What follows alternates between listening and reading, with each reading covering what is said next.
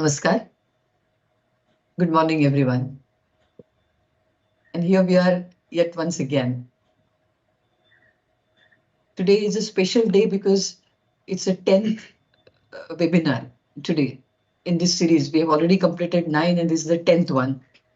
So let us all take a bow for consistently conducting and attending 10 webinars in a row. Our speaker, Mr. Umesh Dhargalkar, needs a special mention who makes this subject of redevelopment so simple and interesting. Active participation by all of you is truly commendable. All this has made this series on successful redevelopment truly successful.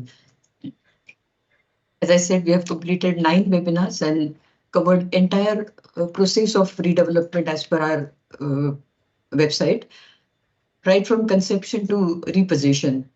And this concluding one is actually a sprint through the challenging journey of redevelopment. Purpose of this webinar is that those who have attended the earlier webinars, it will be sort of a revision for them. Those who have attended few but missed few must be finding some missing links. So they will find answers to those missing links. They will understand the parts they have missed. And for those uninitiated ones who have not attended any of the webinars, it will be a compact one episode sort of a thing where they will get to know the entire process.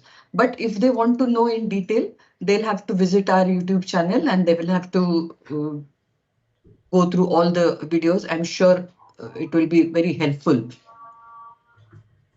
As I mentioned last time, we have added one new feature to our website, that is summary notes, which we have been talking about. And I'm sure many people have already accessed and we have got a feedback also on those. But these summary notes are available on our website under the tab Roadmap, which you can access as a quick reference. So please check it out and let us know what you feel about it and if anything more to be done on that front.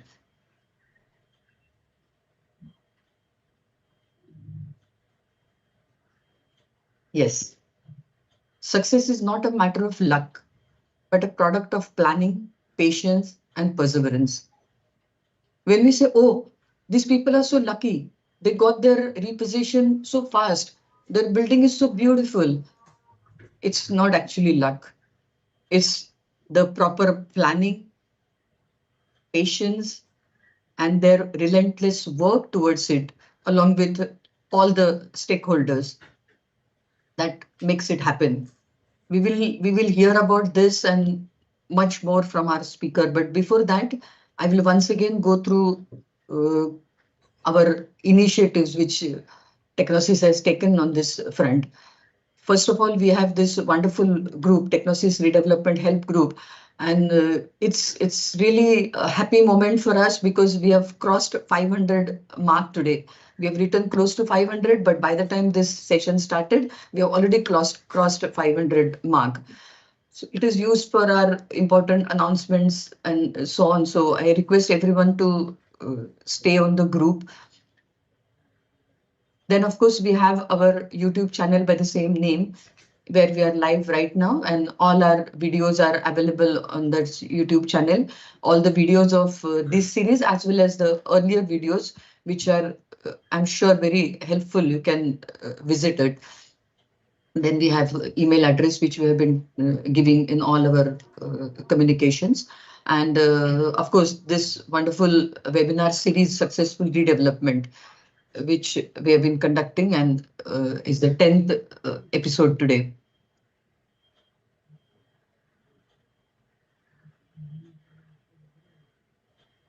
And yes, we have our comprehensive informative website, which is the base of all these webinars. So I'll quickly go through what we have learned so far or what we have seen so far. We started with overview, which was just an introductory session, and then we started phase wise. Now there are 5 phases, and some of the phases have multiple stages. So first one was phase one, stage one, initiating project and appointing PMC. Second was phase one, stage two, feasibility study and report. Next was phase two, stage one, tendering for redevelopment. Next, phase two, stage two, selecting a developer. Then sixth one was phase three, pre-construction phase. Phase 4 was divided into 2 parts, 7th and 8th webinar. Part 1, Part 2. In Part 1, we saw process, and in Part 2, we looked at mainly the documentation part. And the last one was repossession, of course. So we started with overview of the website, covered the entire process in next 8 webinars, and the 10th one is gist. Our speaker will give a gist of the entire process. Let me take a minute to introduce our speaker, Mr. Umesh Dhargalkar, of course, B.Tech Civil and M.Tech Structural from IIT Bombay. 40 years of experience in civil and structural engineering, especially in buildings, new as well as old, dilapidated. 18 years of experience in handling redevelopment projects, 15 years of experience in conducting seminars, certified training programs, webinars, and is a recipient of 2 national level awards, one as an innovator and another as a trainer in construction industry. Also recipient of CREDAI MCHI Ratna Award as Master in Redevelopment. But what sets him apart is his passion for work and his urge to impart knowledge. So over to Mr. Dhargalkar.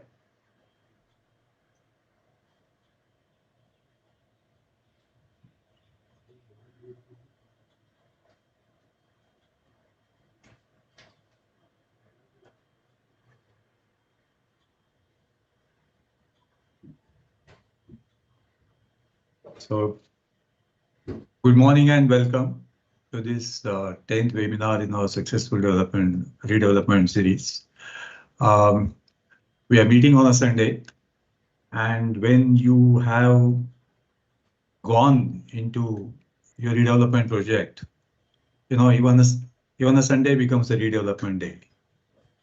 So thank you for being with us in this journey, wonderful journey of 5 months, almost, wherein we covered 9 webinars with the help of a website. Then we also developed some videos and summary notes which have been handed out to you. As you know, personally, it gives me a lot of fulfillment of accomplishing this series of 9th and this 10th webinar which we are going to have today. Now, after this webinar started, we have been receiving so many phone calls, a lot of calls for appreciation, some queries, people connecting, asking their questions, and by and large appreciating the work which we've been doing, which gives me an immense sense of satisfaction. The purpose behind developing the website and then thereafter the webinars, was mainly to put the control of a complex redevelopment projects into your hands. So you should be in a position to understand the project. You should be in a position to understand the crux of this complex project and should be able to steer it towards successful completion. And that was the main purpose. And from the response which you have got, I think that has been by and large achieved. So right now, the stage is all set. You got the website www.redevelopment.info. You have those 9 detailed webinars, or I would say videos now. You have those summary notes which you can use as a guide, okay, or a handbook, and take control of your project. Now, as Uma said, this 10th webinar is going to mean different things to different people. For those who have attended our previous webinars, those who have missed some webinars, and those who have not attended any webinars, perhaps new people here, who will see how much was, what was the gist of all those 9 webinars which were conducted, and they will be sort of motivated. That's what I believe, that to go to our YouTube channel and check out those videos for themselves. Now this webinar is going to be a summary, okay, and a summary of those 9 webinars. So it's a challenge for me to crunch what was covered in those 9 webinars into one webinar. So 9 webinars into one. So I am perhaps getting less than 10% of the total time which we spent on the previous 9 webinars to cover the summary. But that's how a summary is, isn't it? So we understand little, and I would say, as we have called this webinar, essentials of redevelopment.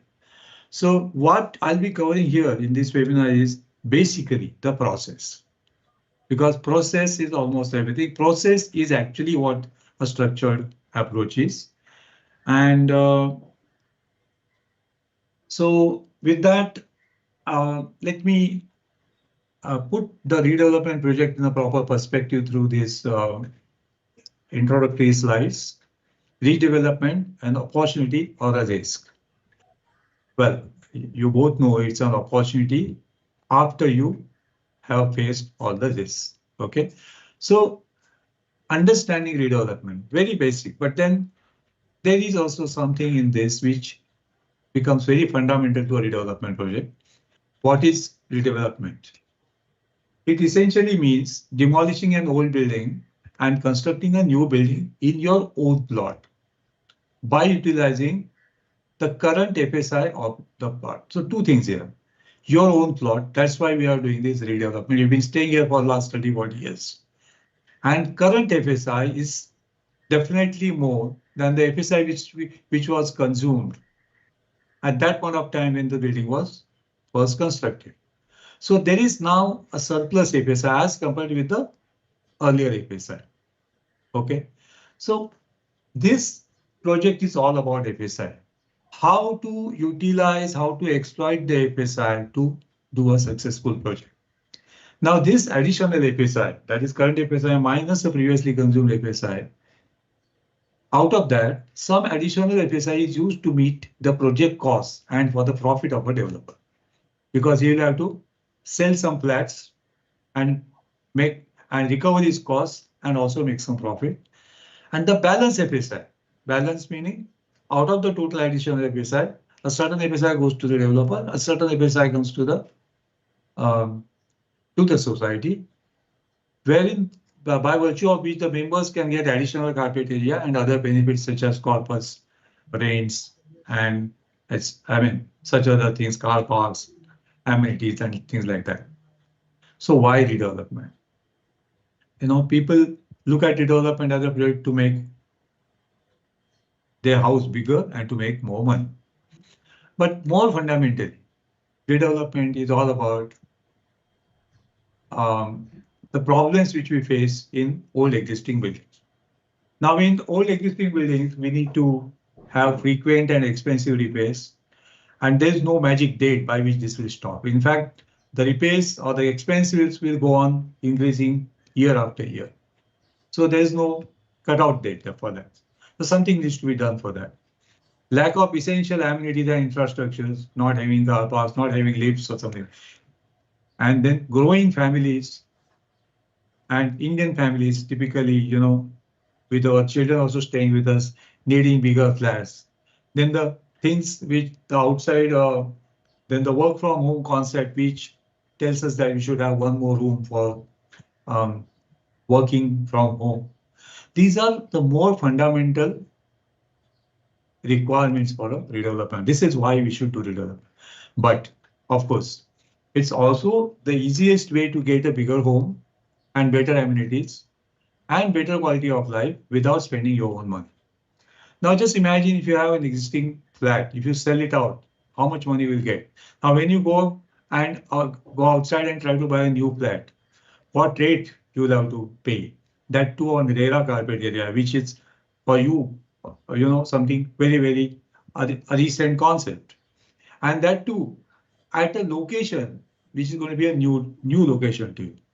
As against that, redevelopment gives you the easiest way to have bigger home, better amenities, and better quality of life at the same place, at the very familiar place where we've been staying for last few decades. Now, I always look at redevelopment as a challenge.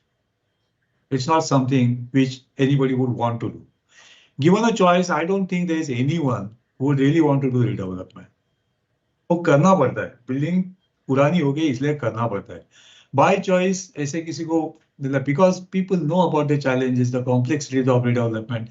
Many redevelopment projects go bust. Many redevelopment projects become unsuccessful.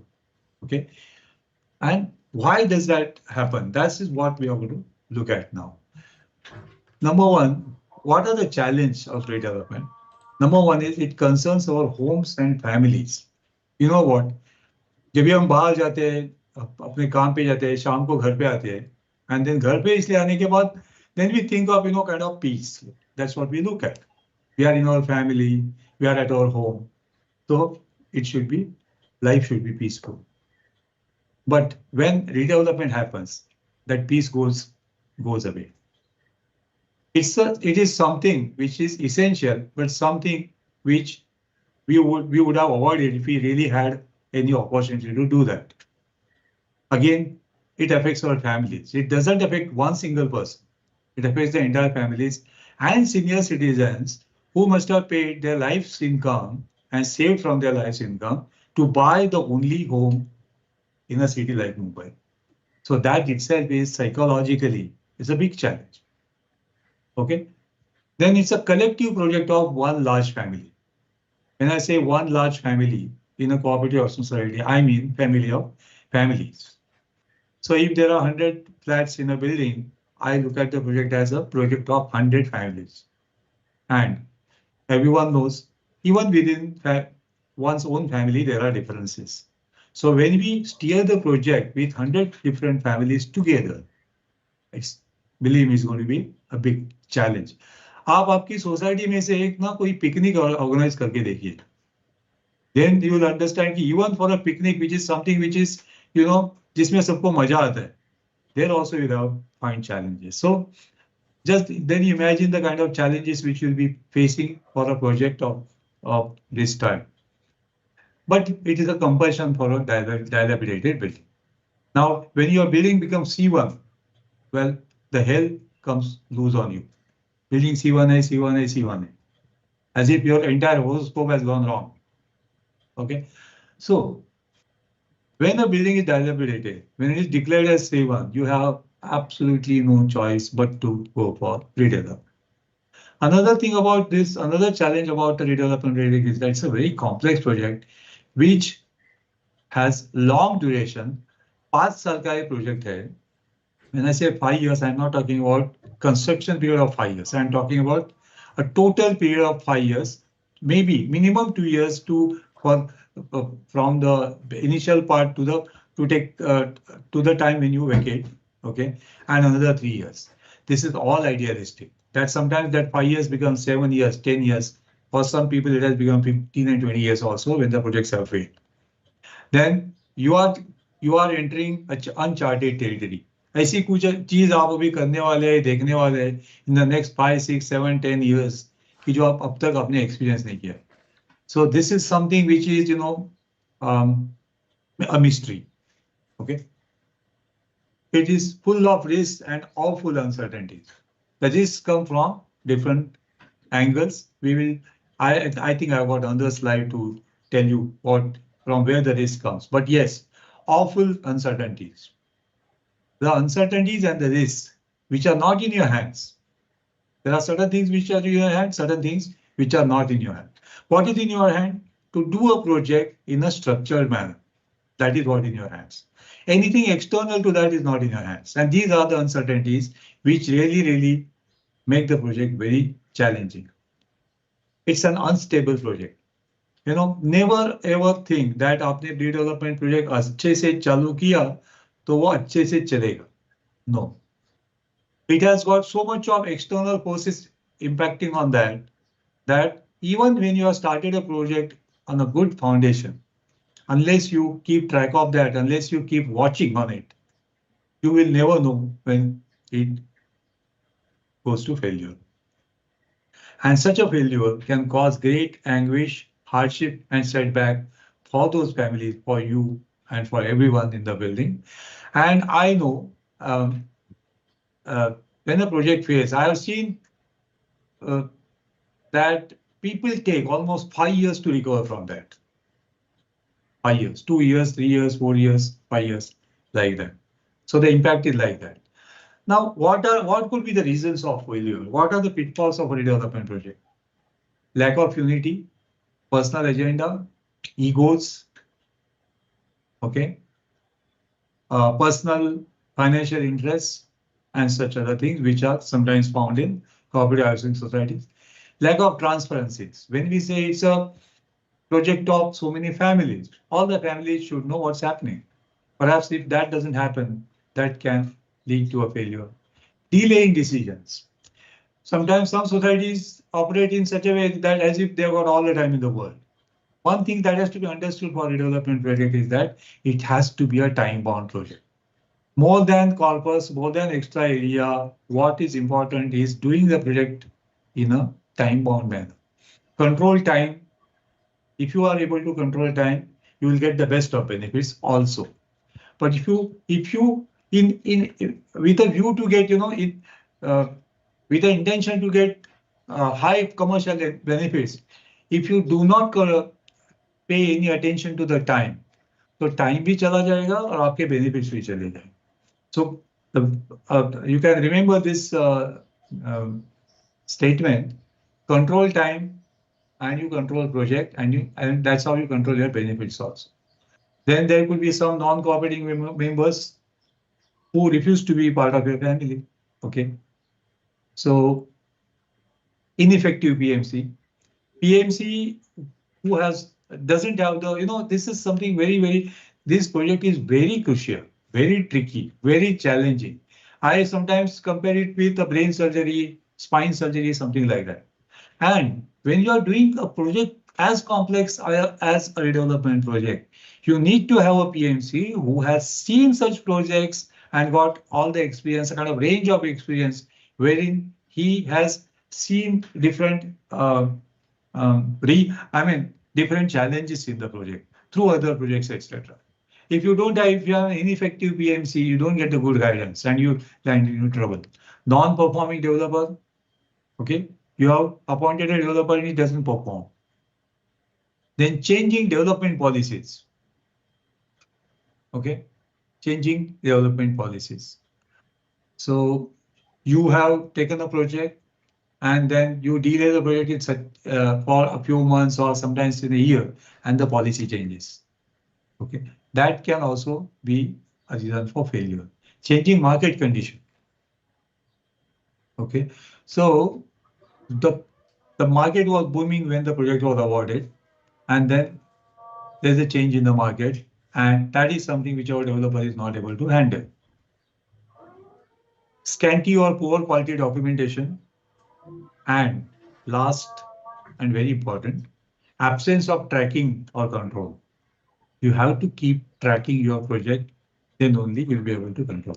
So with that preamble, I would say with that introduction, let us see, when I said how to make a project successful, okay, and how to make sure that we can sail through these pitfalls and the challenges. The answer is very simple: a disciplined approach, a structured approach. Okay, so What is a structured approach? Now, if you are talking about a project which is minimum 5 years, then anything can go wrong in those 5 years. There are many internal factors, external factors, and a lot to be done. Some certain things to be done by yourself, certain things to be done by the developer, certain things which have to come from the market. Where I would say, yeah, have some relation with the market or say approving authorities, policies, everything. So in these 5 years, when all these things are going to happen, one thing at least you can ensure from your end that you will follow a tested roadmap and a structured approach. Now, what is that? What we call a structured approach for a development. Simply, I would say it simply means plan and decide in advance what you want to do in minute parts. Break down the entire project into small parts.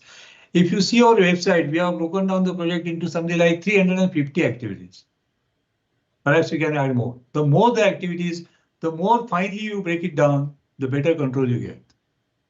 So let's see what the structure, how we get control of your project through a structural approach and by using our website www.redevelopment.info. But before that, okay, let us understand the time frame for a redevelopment project. This slide shows you the 5 phase. Redevelopment is a phase-wise journey. Okay, so this slide shows you 5 phases. The first is inception of the project, selection of PMC. These two things take almost 2 months.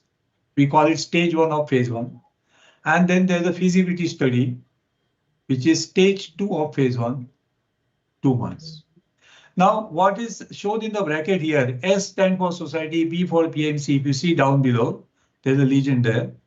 S society, P PMC, B bidders, L legal consultant, and D is the developer. So what happens in the first phase is that the initiative is taken by S, that is society, and then the PMC comes on board. Now, since this becomes an internal exercise, the sensitivity, of course, I talked about, challenges of the redevelopment project. I said it's never stable. You have to make it stable. It's a very sensitive project, very sensitive, but it's not equally sensitive in its entire journey. There are some phases when it's very highly sensitive. There are some phases in which it is not so sensitive, but there is no phase where it is not sensitive. The lowest grade of sensitivity I would account to any phase would is moderate. I will not say low. कोई भी phase ऐसा नहीं है low sensitivity का. The lowest is moderate. Then there can be high sensitivity, very high sensitivity, or extremely high sensitivity. Low sensitivity है ही नहीं इसमें. So the first phase I would say is of a moderate sensitivity. Because mostly what you are doing is that you are doing your internal exercise through your PMC. Second part is tendering and developer selection. Tendering meaning preparing tender document and launching can take about 3 months.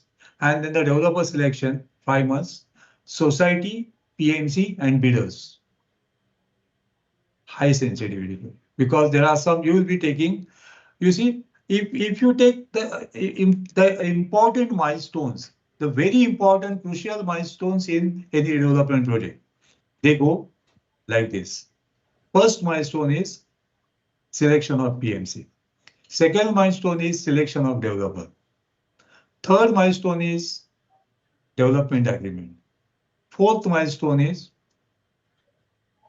vacating, like getting idea and vacating. Fifth milestone is completion of RCC work. These are the mota milestones here. So since we are going to select a developer in the second phase, it's going to be a very, very important decision. And in that sense, this second phase has high sensitivity.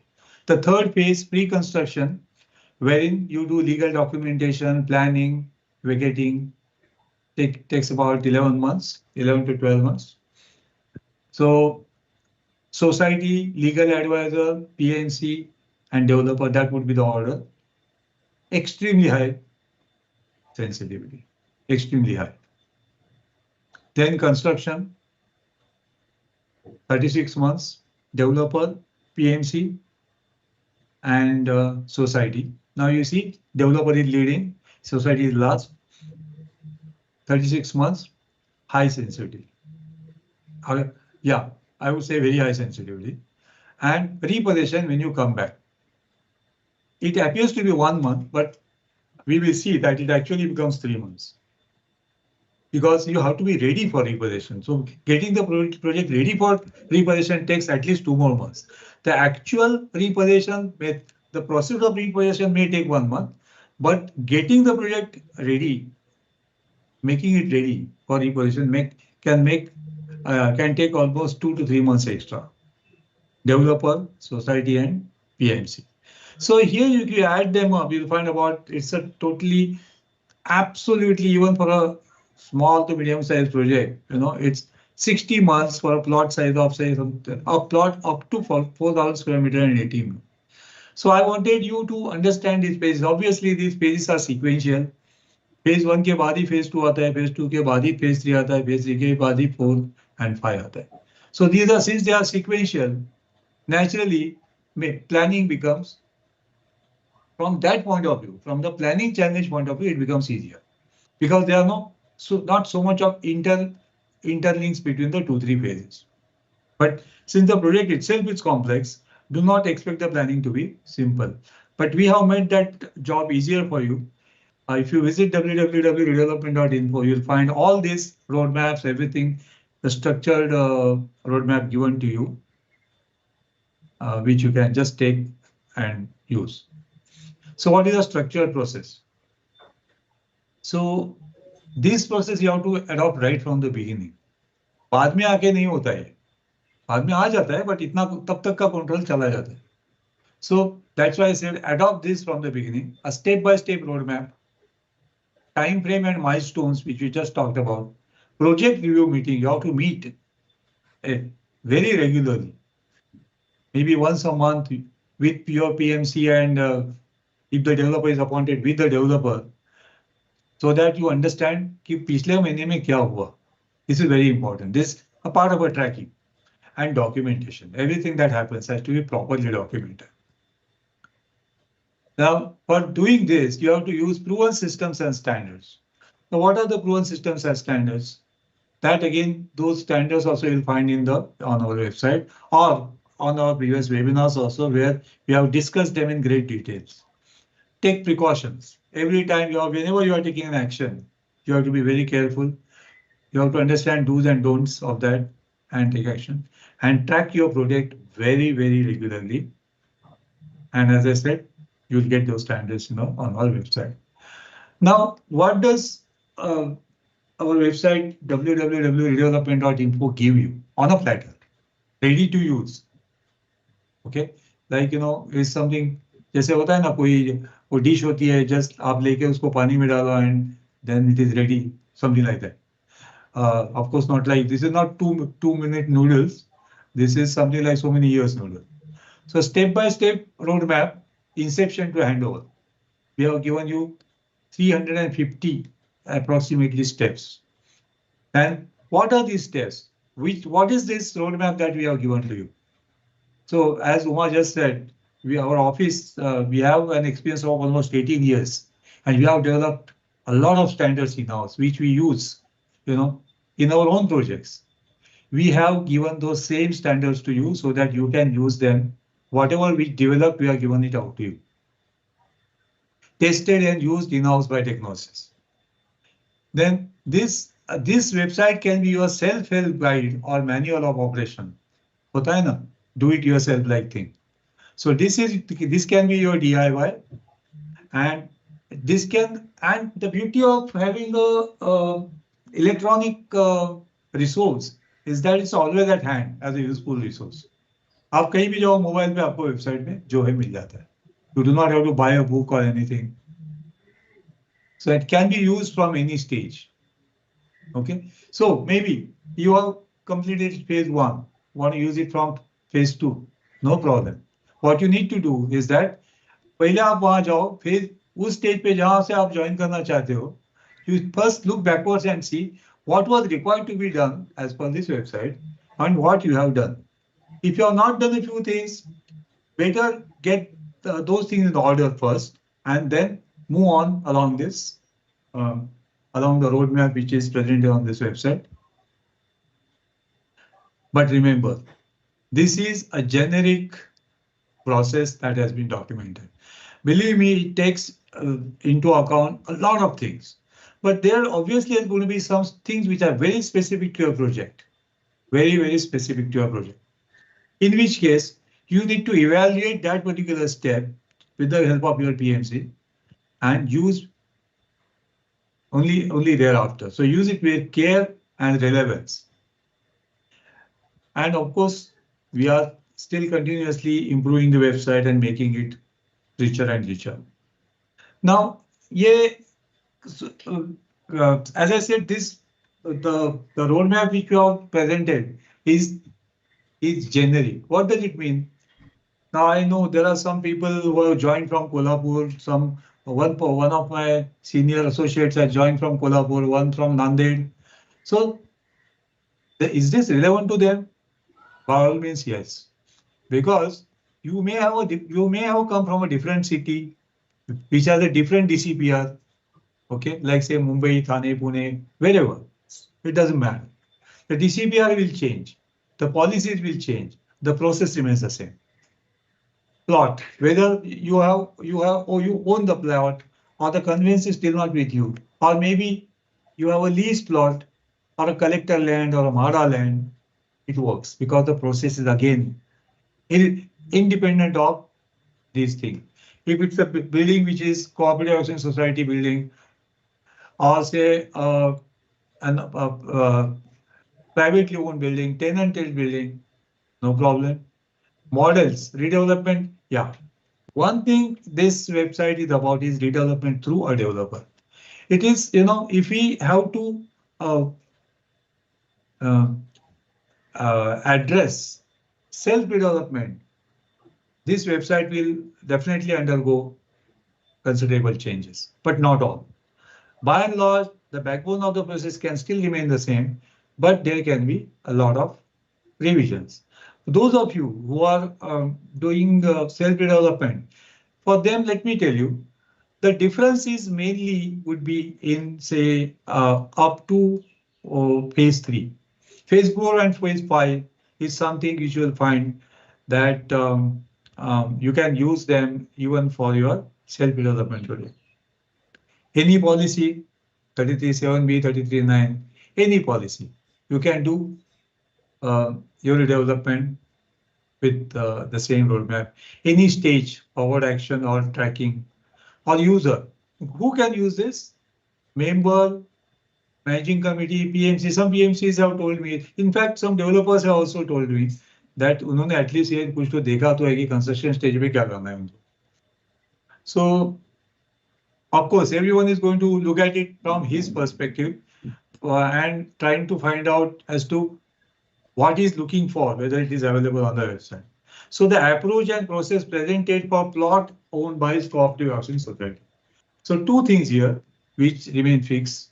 One is this is generally developed for cooperative housing societies and definitely developed for redevelopment through the hands of a developer. Structure of the website, you will find there's a home page which gives basics, references, how to use website, notes are there, so many, contact information, and corresponding to the 5 phases, there are 5 inner phases. And for each phase, remember, when I say roadmap, there are steps, step 1, step 2, step 3, step 4, like that, for each phase, for each stage. And for each such step, the first question is whether what is that step? क्या करना है? Action point क्या है? वो independently करना है कि general body में करना है? वो किसको करना है? मैनेजिंग कमेटी को करना है? Who is going to do it? और PMC करना है और इसको किसको करना है? अच्छा, अगर करते हैं तो उसमें से which records are getting done. Now, the same action, it is so important that we should call it a milestone. It is so important. Then it gets a different label. Then when the same action is being taken, are there any important records which are generated? That's a part of documentation. And guideposts. What we have also done is that even for each step, we have given as guidepost separately formulated notes, which you can take as a, notes within notes. So for example, if you want to know how to select a developer, how to evaluate a developer, you will find a guidepost for that. How to select a developer, how to select a PMC, you will find a guidepost for that. How to conduct a general body meeting, and what kind of resolutions have to be passed, you will find a guidepost. तो आपके लिए ना state में और भी कुछ दूसरा cross references है, they are the guideposts. They are supposed they have been specially designed and to guide you at that stage. So now let's come to the two important concepts. The first one being Guideline 79A of the MCS Act 1960. Again, I'm only covering little bit. Let me tell you, if you check out our webinars, serial number 1 to 9, you will find the same subject, but in a much greater detail, in much greater depths. Okay, what are 79A guidelines? They are the guidelines which first came into picture in 2009 and then subsequently revised in 2019. Okay, right in the beginning of those guidelines, the narration goes that they tell you as to why these guidelines were developed, and they say very clearly that they found certain problems or certain issues, certain challenges in redevelopment projects, because of which projects have been failing. That's what they say.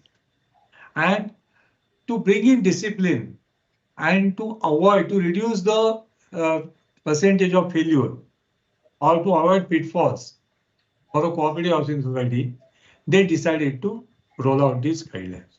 So remember, the intention is to reduce the uncertainties, bring in discipline, and to reduce the failures.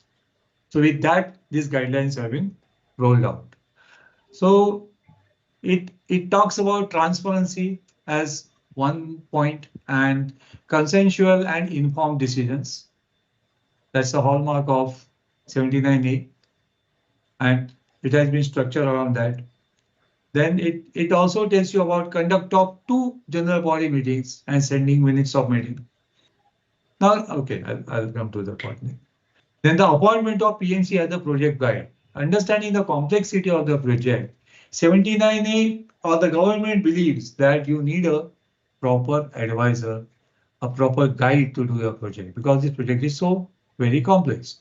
So it talks about the appointment of PMC. Then selection of a developer through tendering. They say the developer has to be selected through a process of tendering. They also recommend development of a website for a redevelopment project. This is taking the concept of transparency to the next level. And then there is more information. If you want to understand what 79A is, you'll find it on the website homepage. Plus, at Technoesis, we have developed very step-by-step process of 2. The first, when a society starts a redevelopment project, initially, they are confused. कहाँ से चालू करना है, क्या करना है, and all that, especially with regard to 79A. So we have developed very step-by-step 1, 2, 3, 4 steps based on this 79A, and they have been uploaded on that website. So you can easily follow them up to the first. That will take care of your first 6 months work. And then, of course, you can follow the original 79A. Now we have to understand the limitations and relevance of 79A also. किसको लगता है कि ये क्या कायदा है, तो कायदा नहीं है. This is not law.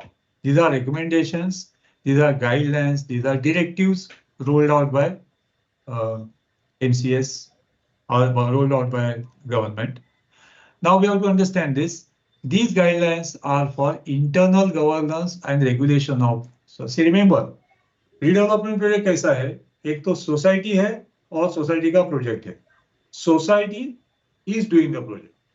So in that, the part which is within the society, the transparency, the communication, and everything, those are the points which are addressed by 79.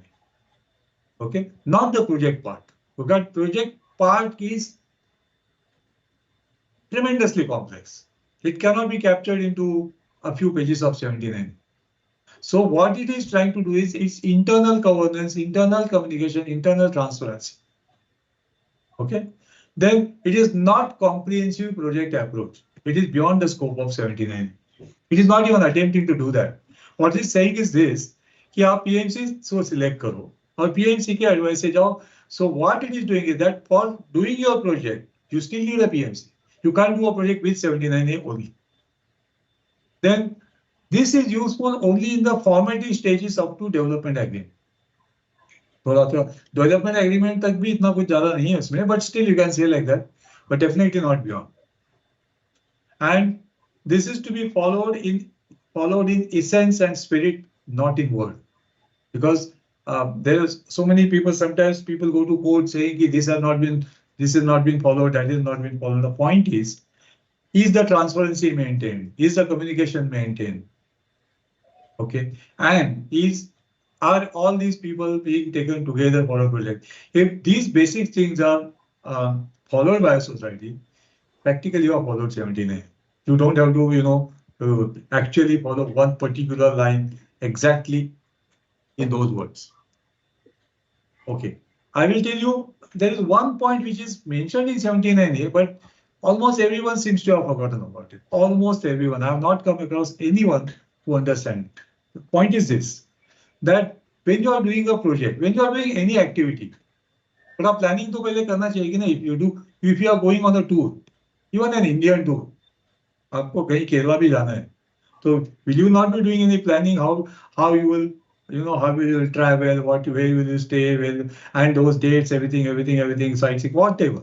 So some planning is required. हम लोग office जाते हैं तभी मतलब हम लोग train का planning करते हैं. I'll take 7:28 train, then I'll do this. But somehow I don't know why, but when people start redevelopment project, I'm really surprised. No one thinks of planning in advance. No one thinks of planning in advance. आप जो भी आप लोग यहाँ पर है, just think if you are doing a project. जब भी आपने प्रोजेक्ट चालू किया, तभी आगे का, the main stops. चलो डेवलपर सिलेक्शन तक. ओके, है क्या प्लानिंग? पहले हम ये करेंगे, ये मैंने ऐसा कि बस आज इसके आगे ये करना है, करो. फिर करते करते 6 महीना उसमें वेस्ट करो, आगे चलो. So there's no kind of plan on which you should put yourself. Okay, so but तो 79 या 79 हम लोग बोल रहे हैं, but there is, if you see on page 1 complaint serial number 5, it says absence of consistent approach by PMC. It's your PMC job to give you initially the basic planning about how the project is going to go, at least up to selection of developer, at least up to that. Okay, there is one more point. It also says on page 3 serial number 83 that you should present an outline of the project to the members. What does it mean? It also means the same thing. But this is, I will say, very fundamental point, which I'm so sorry to say that I do not find. We do that in our project.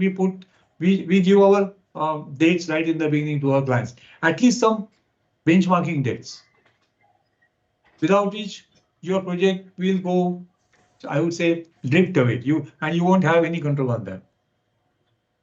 Okay, now coming to the other concept of structural audit.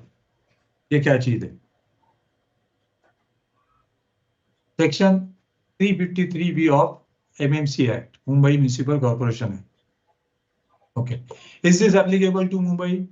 I mean, this act is in Mumbai Act. No, sorry, this section is in Mumbai Act, But is this concept applicable to Mumbai only? Answer is no. This concept is applicable to the whole of Maharashtra. Let's see how. So structural audits are it's a statutory provision for the entire state of Maharashtra. It came into existence through amendments to Maharashtra Municipal Corporations and Municipal Councils Act. Let's not go deeper into that. Only thing, what it means is this, that it's a mandatory provision. And what is a structural audit? It's an examination by a structural engineer and to check the safety stability of the building, mainly the fitness of building for human habitation. And the consultant, the structural engineer, should give you a certificate of fitness for human habitation, which is also called structural stability certificate. Now, remember, there are different acts in the state of Maharashtra. At least I know 4. Then maybe I don't know if there are more. But in all those acts, this provision is there. So this is applicable to the entire state of Maharashtra. Now, if you go to our webinar, I think it was the first webinar or second webinar, I don't know, but you will find a lot of derivations on structural audit, not just the provisions. क्यों करते हैं, कैसे करते हैं, क्या नहीं करते हैं, क्या where the report is to be submitted. So those of you who have that interest can check out those webinars. Then okay. Now this provision of structural audit in Mumbai Municipal Corporation Act, it is called Section 353B. Now this number will be different in different acts in the state of Maharashtra. For Mumbai, it is 353B. Okay, so these are some numbers which Mumbai people don't like. C1, 353B, 354. अच्छा नहीं लगता है, डर लगता है. Then what does the provision say? It says that first structural audit should be undertaken at 30 years from what? From the issue of completion certificate or occupation certificate or first date of assessment. अगर आपके पास occupation certificate नहीं है तो first date of assessment, अगर assessment नहीं हुआ है तो physical occupation of at least 50% of built up area, अगर वो भी नहीं है तो date of water connection, whichever is earlier. So you have no way to escape from this. Water connection तो सबके पास होता ही है. So you just have no way out of coming to wriggle out of a structural audit provision. So in that sense also it is a mandatory condition. Or it may be done even earlier if your building is found to be dilapidated. So this is the requirement of structural audit. And thereafter, every 10 years. So pehla structural audit, 30 years, then 40, 50, 60, unless your building is so bad that it needs it more frequently. That is what MMC Act is saying. So MMC Act in a way, strangely enough, I think it believes कि 30 साल building को कुछ होता ही नहीं है, which I don't agree. Anyway, so we'll come to the next slide. Okay. Then the certificate is to be submitted within 1 year. And the structural engineer must be registered with Bombay Municipal Corporation. Now here I made a comment that does it mean that the building remains healthy for 30 years, not requiring any structural audit? Especially in a city, a coastal city like Mumbai, with vehicular position, with saline conditions and everything, and with a lot of alterations, initial alterations and misuse. Okay, I don't need an answer. You know it well. So, yeah. So once structural audit is done, your structural consultant is required to classify your building. And there are 4 classes here.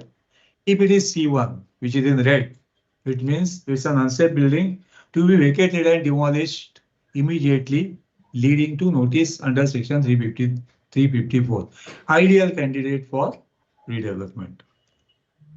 Okay, your building is not C1, then it could be C2. And in C2 also, C2 means it needs major structural repairs.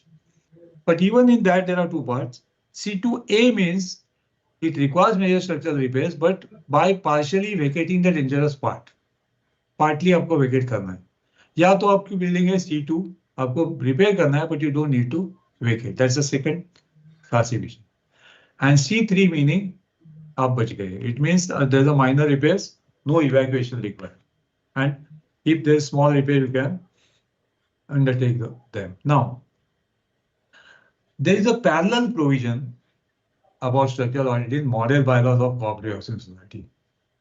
Okay, if you adopted the model bylaws which were published in August 2024 or something like that, you'll find there's a bylaw number 76, which says that structural audit should be done first at 15 years, 30 nahi, 15 years. Then after 15 years, 15 to 30 years, every 5 years. And then after 30 years, every 3 years. So after 30 years, as per 353B, you are doing your first structural audit. As per the model bylaws, you have already completed so many structural audits. And I think this, in looking at the quality of buildings, the conditions of the building in the city of Mumbai and around, I think this law or bylaw also makes a lot of sense. And first, for a cooperative housing society, okay, just a minute.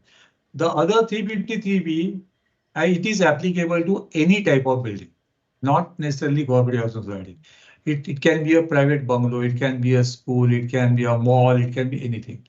Whereas bylaw number 76 of the cooperative societies, that is applicable to the buildings owned by cooperative housing society. That's the difference. Now, for cooperative societies, housing societies, which are within municipal limits, it is to be done through engineers from corporation panel, and other cooperative society, it is done by government approved structural engineer. Okay. Now that brings us to, after discussing these two concepts, now let's come to the mainstream project of redevelopment. And the phase one, as we have seen, is feasibility study. Okay. Down below here, you will find there's a legend. M standing for milestone, R standing for record, and GP standing for guidepost. I explained these terms to you a little while ago. M is that a milestone, meaning an important step which you have achieved. Record means any particular record or documentation which you have created. And GP means those specially formulated guideline posts or guideposts which you can take sort of a ready-made kind of a thing and adopt to your project. So phase one has got 2 stages, and that is why we had 2 webinars for this, webinar number 2 and 3. The first was for stage 1, wherein you initiate a redevelopment project and appoint a PMC. How does this go? 20% of the members request the managing committee to convene a special general body meeting to take a decision on redevelopment and to select a PMC. To take a decision on redevelopment. Then the managing committee will collect proposals from different PMCs and prepare a comparative statement of PMCs, perhaps do a shortlist, depending on their credentials and commercial offers, and then make a presentation, shortlist and present it to the members. Then the shortlisted PMCs are invited to make their presentation to the general body, and in a general body meeting, wherein here which are called as HGPM1, 2 decisions are taken. One is the resolution to go for redevelopment, and the second one is selection of a PMC. Okay. Now, you will find on the website as well as in the summary notes or in this presentation also that we have identified 8 general body meetings minimum. Minimum 8 general body meetings will be required from the time you start your project till the time you vacate your premises. Till that time. So something like, if you go by our time frame, in 2 years, there will be 8 general body meetings. This is the first one. Now, Just to give you on the right hand, for the second step, on the right hand side, you see in red color GP, which means guidepost. I showed you this legend M milestone R record G guidepost. So this is the first guidepost, and these guideposts are available, the records are available, the milestones are available, all these things are available on our website. R stands for record, G stands for guidepost, M stands for milestone. Now see, you henceforth, I just wanted to explain these terms to you and put them in the slides also. So later on, when you have a look, when you are going through the slides, you will be able to understand them better, or some chord will strike in your mind about this. But in the subsequent slides, I'm not going to talk much about GP, D, RP, etc. because what we are having is a summary webinar. There's not much time to discuss that. Although these discussions you will find in our detailed webinars, which are already there on our YouTube channel. So you have selected a PMC, then issue a letter of appointment to PMC, and very important, draw out a roadmap and time schedule for PMC at up to vacating premises. This is what I mean by planning. If you are not able to do that, visit website, visit www.redevelopment.info. You'll find it there. There are steps given. तो वो लेके आप उसको उसके against dates डालते जाइए, and then you can be ready with your roadmap and time schedule. Now this is stage 1. Okay. Now once your PMC is on board, next thing is to take up feasibility study and report. Stage 1 takes about 2 months. Stage 2 also takes about 2 months. Then you provide property documents to PMC, your title documents, आपका conveyance, approval plans, latest property documents, remarks जो public domain में से मिलते हैं, physical survey of plot करना है. Okay, ये steps आपको लेने हैं. Now, what are these title documents? वो कैसे लेते हैं? उसमें से कौन से important है? How they have to be corroborated? Everything that you can find only in the detailed webinar. We do not have time to discuss that, but this is in sequence. When I'm discussing this as a step, I thought it was worthwhile to talk about it. Then finalize base carpet areas. Okay, now those areas, in redevelopment, everything happens on the basis of your existing carpet area. We call them base carpet area because they are used as bases. Now, what are your existing carpet areas or base carpet areas? Don't think it's easy to decide that. You may decide, अरे वो तो क्या agreement में लिखा है वो है, या someone will say वो हम लोग assessment extract में मिल सकता है, इधर है उधर. This is not how it is to be decided. There are different sources, 3-4 sources.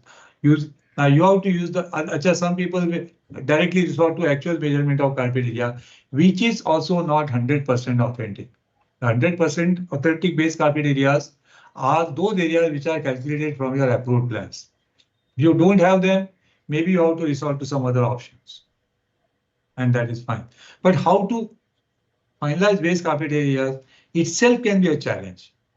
Itself, I can talk on this subject for 15 to 20 minutes, which is I don't have the luxury of time today. But this is an important thing, and get them approved in an HGBM too. You must have seen here कि underline होता है ना, तो HGBM होता है. Here also you can see underline is HGBM, and bold means milestone, major milestones. So this activity, finalize base carpet area, is a milestone because you are deciding something, as well as it is happening in a general body meeting. That is why there is an underline. Then create website for redevelopment project.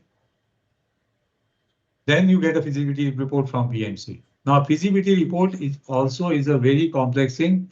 वो क्या होता है, कैसा होता है, cost, उसका cost estimate कैसे करते हैं, what are the parameters which have bearing on that. So much of discussion. I think there we have the biggest, longest webinar which we have had was, I think, number 3 was on feasibility report. It was perhaps 2 hours thing. There's so much to talk about feasibility. There's so much. It's not just a 2-page, 3-page calculation. There are a lot of things. how to start, what to take in, what are the important things, how to proceed, how to estimate cost, how to estimate revenue, how to fix yardsticks for feasibility. Then what are the important parameters on which feasibility depends a lot? Okay, then what are the other applications of feasibility? There is a lot to learn. So those of you who would be interested, please definitely have a look at that webinar. And discussion and approval on of feasibility report. Once the report is prepared by PMC, then there's a discussion and approval of feasibility report in SGBM 3. Then there is going to be a third SGBM. So in this phase of initiating a project and doing a feasibility study, we have now had 3 general body meetings, and this has been a broad sequence.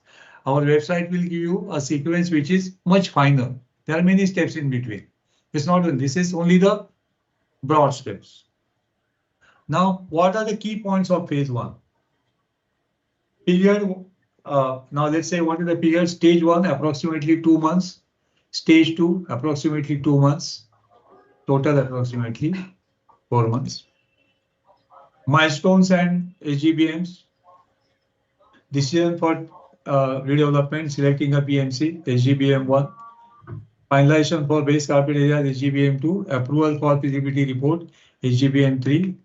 Sensitivity, as I said, moderate. And the reference webinars or videos. SRD meaning successful redevelopment. Yeah, successful redevelopment series. Okay. For more information, you can see the webinars number 2 and 3. That brings us to phase 2, tendering and developer selection. Now you have got your PMC on board, and your feasibility report is also with you. Here also there are 2 stages. First we call as tendering, the second we call as selection of developer. Tendering is basically preparing a tender document and running the process, ultimately finally selecting a developer. So first, draft development documents to come from PMC. Now they'll be discussed with managing committee if necessary. And then after discussion, revisions, they'll be put up for approval in what we can call as HGBM 4, approval of tender documents, which is also a big milestone. Then finalize tender documents with PMC and float tender. Okay. After you have floated a tender, to newspaper. Now, how to float the tender? Again, go to the webinars. You will get in-depth discussion there. Then sale of tender documents. You sell the tender documents. Have a pre-bid meeting with bidders, wherein the bidders will ask questions. You will be able to answer the questions so that all of them are on the same page when they send their bid to you. So the pre-bid meeting is especially to give that comfort to people, to give them the important information and to answer the questions. Receipt of bids and opening of bids. Now coming to, now you have bids outcome. Now bids have to be analyzed and eventually a developer is to be selected. Now how does it go? Number 1 is prepare a comparative statement of bids. When I say comparative statement of bids, ideally we should have a 2-bid system, a technical bid and a commercial bid. Technical bid fully focused on the credentials of the developer and the logistics of the project, conduct of the project, whereas a commercial bid would depend purely on the commercial benefits which are expected. Okay, so the comparative statement is to be prepared for both separately. I mean, if you वो कितना carpet area देता है, कितना corner देता है, एक छोटा comparative statement doesn't take you anywhere in a project. You are at an important stage of selecting a developer. If this decision goes wrong, then your entire project can lead to failure. So you have to be very, very careful selecting a developer. So comparative statement of bids, and what we also advise and what we also do in our at our office is that we evaluate the bids, we analyze the bids. not just put them comparative statements side by side. We evaluate them. We evaluate them critically based on certain parameters which have varying weights, varying different categories, and prepare a rating report. So every developer has gets a rating in depending on his credentials, his commercial offers, financial credentials, experience, and everything. So from such a report, you will be able to understand what are the strengths and weaknesses of each developer, because the table shows you very clearly when it gives you rating for each developer in each category of the parameters. Now, once that is there, done, then you do the first shortlist of the bidders. Then you do the financial and legal due diligence. उनके उनके पास कोई legal cases pending है क्या, या कोई bankruptcy है क्या company में. Such things have to be verified, and that is, I may say, legal, financial. Financial में भी वो how मतलब फाइनेंशियली वो कितने साउंड है, उनके फंड्स कहाँ से आते हैं. Okay. Then thereafter, joint meeting and negotiation with the developer. First joint meeting. उसके बाद, once you have had a joint meeting and negotiations, naturally you will ask the bidders to give revised proposals. Then, based on that, you may do a final shortlist of bidders.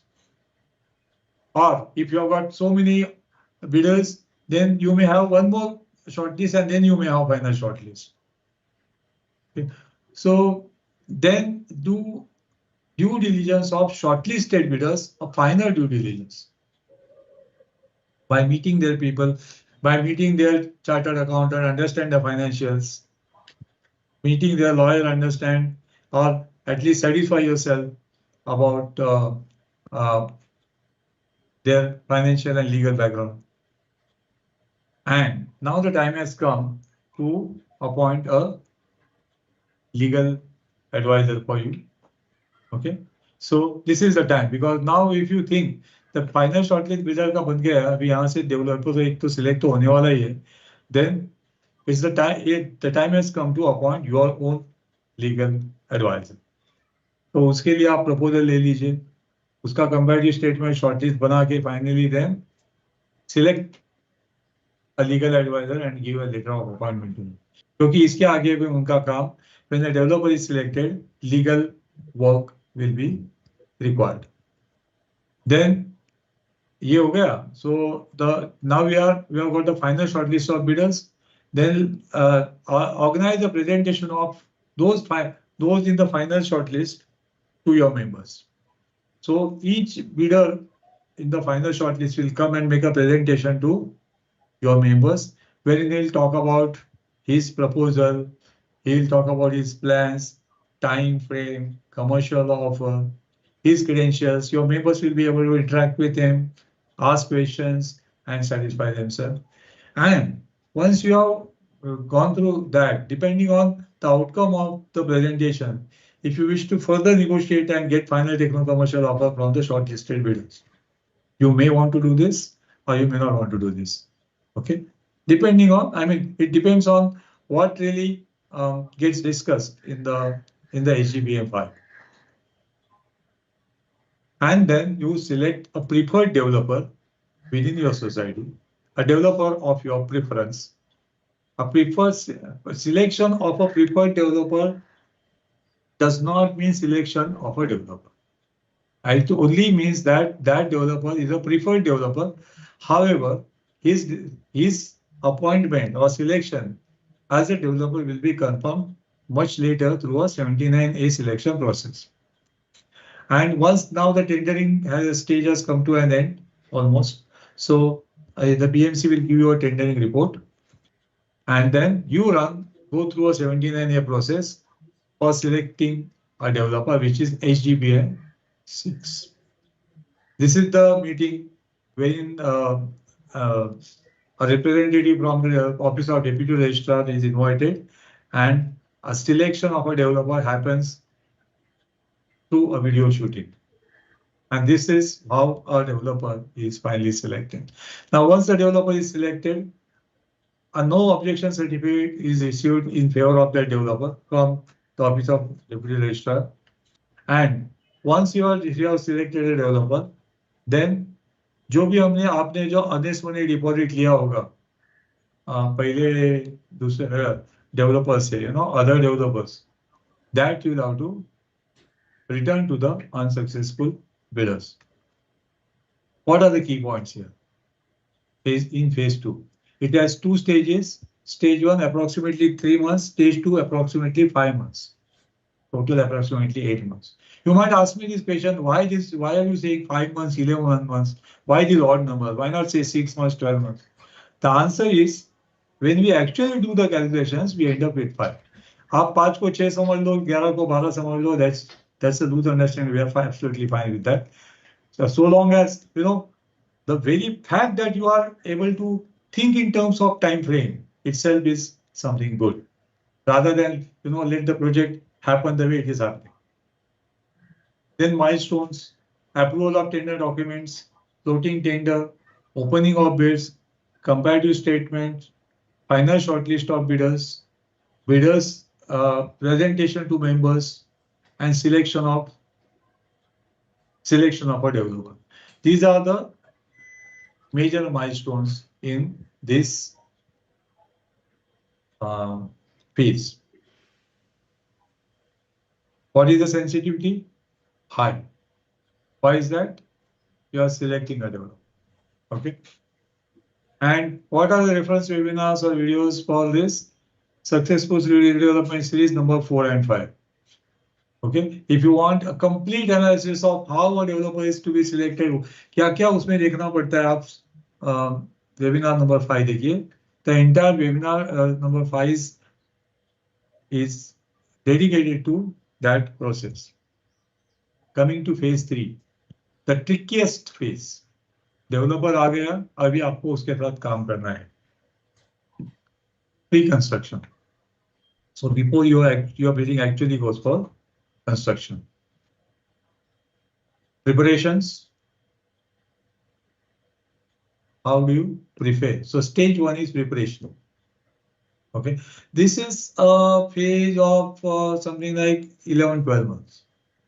उसमें से stage 1 है preparation. इसमें ऐसा है कि आपने developer को select तो कर लिया. Now issue a letter of intent to him, and then the acceptance of letter of intent will come from the developer. Now, depending on what are the payment terms, maybe there are some payment terms that the developer should make some payments to the society at the stage of LOI. Then those payments will come, deposits will come, securities will come, depending on what you are specified in the tender document. Then the time has come for confirmation or rectification of legal title. अगर आपका conveyance नहीं है, तो इस stage पे आपको conveyance पक्का करना है. और यार आपके conveyance में कुछ चीज बची हुई है, तो this is the time you have to, like for example, you have a conveyance with, you have drafted consent terms with someone for getting conveyance. Those consent terms need to be finalized at this stage. Then, along with the legal title, there are some points which have to be looked into from technical angle also. Old approved plan, आपके जो plans है, वो relevant है क्या? So आप देखो कैसा है ना, पुराना plan कोई भी मिल जाता है ना, which has a little blue and little brown color, सब लोग उसको approved plan बोलते हैं. What we have seen, वो सब approved plan नहीं होते हैं. उस only approved plans are very few. कोई भी ऐसा पुराना बड़ा ड्राइंग है, थोड़ा टूटा फूटा है, तो वो approved plan नहीं बनता है. You have to see, even if it is stamped by BMC. अगर BMC ने स्टैम्प किया तो आपको देखना पड़ता है कि वो क्या स्टैम्प किया है. अप्रूव ऐसा किया है, then it is approved plan. लेकिन इनवर्ड किया है, खाली एक्सेप्ट किया है, something, it's not an approved plan, even if there's a rubber stamp of BMC. So all these things has to be now looked into at this stage, especially by the builder, because the builder has to now understand the project from technical angle. And if there is something, he has to something which is he doesn't feel is not right, he doesn't feel is right, he has to bring it to the notice of the society. Latest property documents. आपके जो latest DP remarks होते हैं, CTS plan होते हैं, PR card होते हैं, जो भी होता है ना, वो सब टीपीएस प्लान हो सकते हैं, टीपीएस रिमार्क्स हो सकते हैं, all what ever it is. So such latest property documents need to be obtained because project करना है. Now the builder may also undertake another physical survey of the plot at his end. हमने तो पहले किया ही है. Then FSI potential is worked out. Total FSI कितना है? What is FSI potential? What is built-up area? What is carpet area? What is super built-up area? What is RERA carpet area? How they are interlinked? Please check out in the webinars. Then final amenities and work specifications. That is to be agreed between the developer and society. And if your plot requires subdivision or amalgamation, that needs to be established at this point of time. Then comes, we have prepared for this phase 3. Now let's go into legal documentation. So legal title certificate has to be given. बहुत बार developer का lawyer study करके वो बनाता है. Then there are other 2 documents which have to be prepared: development agreement and power of attorney. And we as PMC always insist on our project that the first draft of such document should go from society and society only, so that it goes. And because that draft, जब वो जाता है तो it becomes consistent. You can tell your lawyer to prepare the draft of DA and POA, which is in conformity with your tender document. If you tell a developer's lawyer to do that, he will refer to his some old file, वहां से बना के आपको दे देगा, with link or no reference to your tender document. And then you already, if you do that, then you have a big setback right in the beginning. तो ये नहीं करना है. So first draft, it has to go from society and it has to be consistent with the tender document. Of course, the draft can later on change and then you can move on and revise that draft. Then the stage comes, review karo, modify karo, review karo, वापस modify karo, वापस review karo, any number of times until you review किया करो, draft of development agreement, annexures and power of attorney, until both the lawyers are satisfied. Okay. Then finalize the DA and annexures and power of attorney between the legal advisor and managing committee. Now simultaneously also finalize the individual agreement या PAAA जिसको बोलते हैं, आपके flat का agreement, जिसका भी ना first draft should go from the society. Now there is again the process of review, modify, review, which happens, and then a PAAA is finalized. Now these legal documents which are finalized now, they are DA, POA, PAAA. Okay, so these documents have to then go to give for the approval of the general body in what we call as HGBM 7. I am not limiting you to HGBM 8 HGBM. You can have more, but I cannot possibly understand how anyone can have less than 8. So this is the 7th one. Then execute and register the development agreement. And again, just like LOI, अभी आपका DA हो गया, तो DA के बाद आपको कोई corpus देना है क्या, या कोई additional security देना है क्या, whatever has been specified in the tender and was in the tender document, all those obligations have to be discharged by the developer on execution of the DA. तो आपको देखना है DA में, या आपको टेंडर में या DA में देखना है कि what happens when the DA is signed and what is developer supposed to do and how much payment he has to make to you and everything. So accordingly, you will get those things done. Then discharge obligation on execution of DA and issue power of attorney to developer. Now the developer has got his power of attorney, the development agreement. So entire legal documentation is complete, and now the developer is legally authorized or empowered to act on the society's behalf to secure approvals and to take the project forward. So next comes technical part, which is plans and approvals. So developer's architect will give the floor plans, then which again will go through the series of review, modify, review. maybe multiple times. Your PMC will check them. He'll check the carpet area, he'll check the amenities, check the planning, and maybe make some suggestions about that. And this can happen, multiple times. A PMC, okay, there is, you can see a GP here. You can see GP. The GP is this particular guidepost is for how to review a plans received from developer. I'm just giving an example here, architectural plans. So you can plans of the building. They are floor plans mainly. Okay, so once the floor plans are not unless the floor plans are finalized, you cannot proceed to the all the plans of the building. So once the floor plans are finalized, then you can tell the developers, architect to prepare those plans which are going to be submitted to the BMC for approval, which are called proposal plans. And again, this time the review will be done by PMC, not especially from it will be checking कि पहले क्या agree किया था वैसा ही proposal plan में आया है कि नहीं. Again, the society areas will be verified, their amenities will be verified. But now the plans will be there for all the floors, for car park, basement if necessary, then the car moving, how the car will move within the building, all open spaces, gates कहाँ पे है, okay.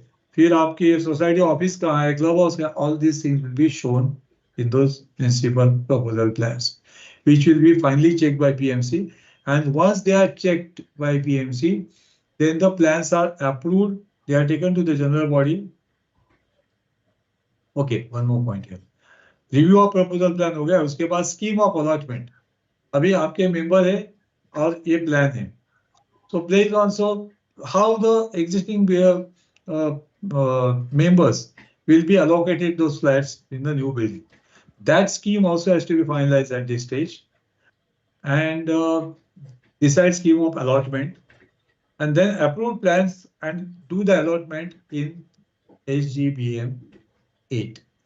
The 8th SGBM is for approval of the plans and approval of allotment.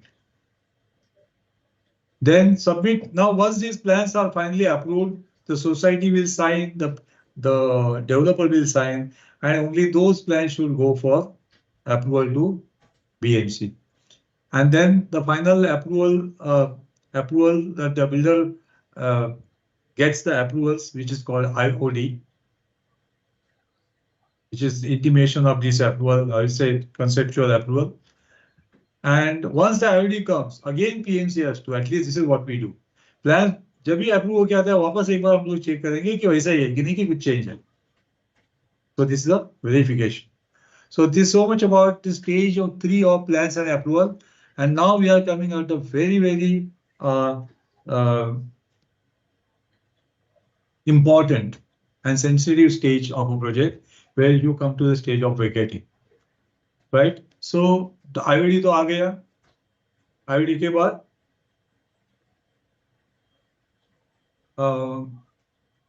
the developer will comply with the conditions of IOD. The IOD actually means a conditional approval. Approval तो आ गया, but उसमें conditions है. So which are the conditions? Those conditions have to be addressed by the developer. And then आपका IOD आ गया, then you are in principle ready for vacating. But is IOD the only thing that is required for vacating? The answer is no. Remember this point. IOD आ गया, vacate करो? Not at all. So there are certain things to be fulfilled by the builder as well as the society at the time of vacating. It's not only IOD. IOD is one of them. So there's a list of these things which is given in our webinar, or say on our website also it is given. Webinar भी हमने वो सब पहले webinar में explain किया है कि these are what are the things which are to be done. All these have to be completed, then only you should vacate. You should not vacate in a hurry, right? So execute and register PEEE. अगर आपके plan सही है तो आप PEEE register करो and fulfill conditions for issuing notice to vacate by, look at number 3 very carefully. Fulfill conditions for issuing notice to vacate by developer. Where are these conditions? First, they should be in your tender, and then later on, they should be in the DA. And these are the conditions. जब तक ये होते नहीं है, आपको flat vacate नहीं करना है. So these are the conditions. One set of conditions. 1, 2, 3, 4 ऐसे दिए हुए हैं. Then after these conditions are fulfilled, then the developers should issue a notice to vacate to society. आप vacate करो, and then you will vacate your existing units. When I say units, I mean flats, shops, offices, whatever. Now comes after you have vacated, does the plot automatically goes to the developer? It doesn't. There has to be a proper legal transfer of the flat. I mean transfer meaning handover of the flat to the developer so that he can demolish the existing building and construct a new building. Now that we call as letter to enter. The letter has to be given by the society to the developer that he can enter and do the construction. Now there are conditions for that also. It is not that some लोगों ने vacate कर दिया तो आप दे दो, नहीं. There can be conditions about insurance. There can be conditions about further security. There can be conditions about lien on sale area. There can about bank guarantee. There can be many. There can be conditions about payment of rent, corpus. So many conditions. So these two conditions, the lists are given on our website or in the webinar. So have a look at them. And then issue, and then once that is done, then issue letter to enter to the developer. Then the developer will accept the letter of acceptance of LT. He will accept and give you a letter. Then he will demolish existing building and obtain what is called as a commencement certificate. And once the commencement certificate is received, the project will be registered in RERA. So the key points, approximately 9 to 12 months. In my first slide, I have shown 11 months. So this is approximately 9 to 12 months. There are milestones: issue of LOI, approve, execute, and register development agreement, finalize plans by D. All these are milestones. आपने plan finalize किए, milestone बन गया. आपने proposal plan finalize कर दिए, milestone बन गया. Builder ने plan submit किया BMC में, it's a milestone. Then approvals and permissions आ गए, milestone. I mean, what I mean is IOD. IOD itself is a milestone. Then later to enter is a milestone, and finally getting a CC is a milestone. So many milestones are there in this. Then sensitivity is extremely high. Let me tell you, many of the failures, I say most of the failures which happen in a redevelopment project, they happen in this phase. For many reasons. So those reasons also discussed in the webinar, but right now I don't have time to. But this is the most sensitive project. There may be some of you in the audience कि शायद इनके पास ऐसा history होगा या उनके किसके यहाँ सुना होगा कि developer was appointed, and I am talking about 9 to 12 months, but for 3 years nothing happened. 3 साल के बाद एग्रीमेंट हो गया, 2 साल के बाद केवल एग्रीमेंट हो गया, अभी तो डीए हुआ ही नहीं. So agreement should happen ideally 3 months, maybe 3 to 4 months, whatever, from the selection of a developer. But that itself has taken 3 years. मेरे एक मिनट के खुद के प्रोजेक्ट में भी हो गए. So such are the things which are, so that is why, and when the project gets delayed by so many years at this stage, then both the society as well as the developer, they have issues reconciling with this. फिर वो छोटे-छोटे point भी बड़े issue बन जाते हैं और वो project, some projects slip into litigation in this space. So this is a very sensitive, very important, decisive, yes, project. This is the most decisive project क्योंकि इसके बाद आपकी बिल्डिंग का कंस्ट्रक्शन एक्चुअली होने वाला है. सबसे बड़ा माइलस्टोन अगर आप कुछ बोलेंगे तो ये है. If I have to identify a single milestone in the entire development project, this is it. But it comes with the extremely high sensitivity. Now, okay, you can report to webinar number 6 for more details on this. Now coming to construction. Now construction, and reposition, ये जो दो phase है ना, इसमें मैं ज्यादा detail में नहीं जाऊंगा, because in fact there's a lot of things happen here, and there are three different teams working. Society है, PMC है, डेवलपर की टीम्स है, contract, so much. Now this has been very well articulated with for every person, for every agency, whether it is a contractor, whether it is a developer, everything on the website, the things are given, even in the previous webinars. But it's very difficult to uh, discuss all that thing here. I will only give you an overview of what happens in the construction, in the construction phase. You know, first of all, anyone who reaches the stage of construction, you have to congratulate him, because the first, second, and third stages, phases are really, really crucial. So let's see what happens in this construction phase. The salient features of construction phase. Period is about 36 months. Now, the nature, what happens in this phase? Actual construction work as per development agreement or as per tender document, as per as per B.Tech also, because internal amenities are there. Now roles. What are the roles? I'm not going into the action point, because action points will be बहुत होंगे, 50, 60, 70 होंगे. It will be difficult to cover in this. But let me tell you about the roles of the department. Developer का role क्या है? Actual construction. Now remember, he is a turnkey contractor for a project. I am saying contractor, remember this. Developer is a turnkey contractor for this project appointed by virtue of the development agreement. Contractor इसलिए बोल रहे हैं हम लोग, उसका contractor बोल के छोटा नहीं करना है. Contractor meaning because he has signed a contract with you, that is why. So his job is to construct the building with the promised quality, within a given time frame, especially, and he also has to be responsible for cost. Of course, the society has nothing to do with cost part, and he has to also be careful about the statutory compliance. So everything that happens once you give LTE to the developer, everything that happens on the construction site, entire responsibility falls on the developer. Remember this point. So this is what his role is. So what is the role of the PMC?